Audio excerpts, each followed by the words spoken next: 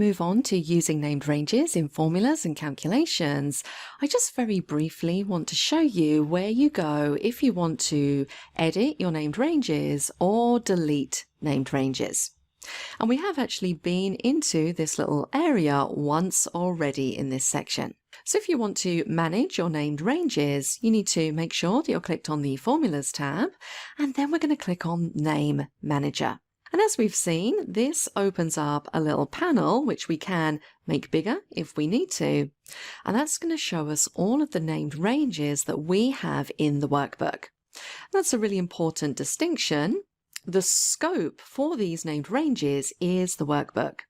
And you can see that in this column just here. And what that basically means is that these named ranges will be available to use in any worksheet that I create in this specific workbook. If I was to create a brand new workbook, then I'm not going to have access to these named ranges. Now, the other information that we can see in here is basically the name of the range, the values contained within that range, the worksheet name, and the cells that this range refers to. So you can see that all of my ranges are on the Named Ranges worksheet, and then we have those absolute cell references.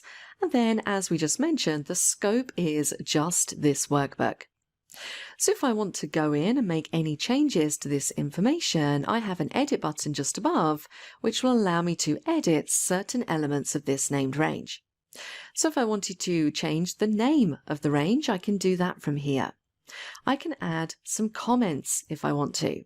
And I can also change which worksheets or which cells this named range refers to. So super simple to make edits to any of these ranges. We've already seen that we can click the New button and create a brand new range from here.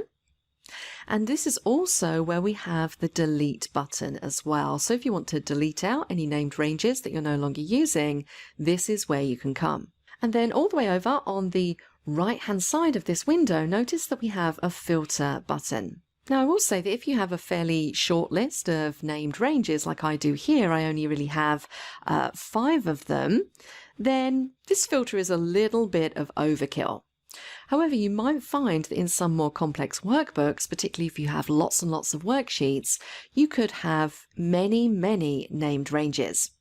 So you're going to need a quick way of filtering out the ones you're not interested in and just viewing the ones that you are interested in. And that's where this filter comes in. This basically allows you to filter your list of named ranges. So I can search for ranges which are just scoped to this worksheet or just to this workbook. I can filter for ranges with errors or names without errors.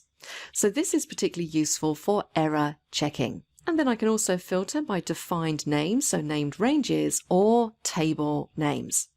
Now, we haven't got on to talking about tables as yet, but we'll come back into here when we do so you can see what the difference is between these bottom two. And then, of course, if you have applied any filters and you want to restore the entire list, we have a clear filter button at the top just there. So that filter button is great if you have a lot of named ranges that you need to sort through. So that is pretty much it. Let's click on Close to come out of here.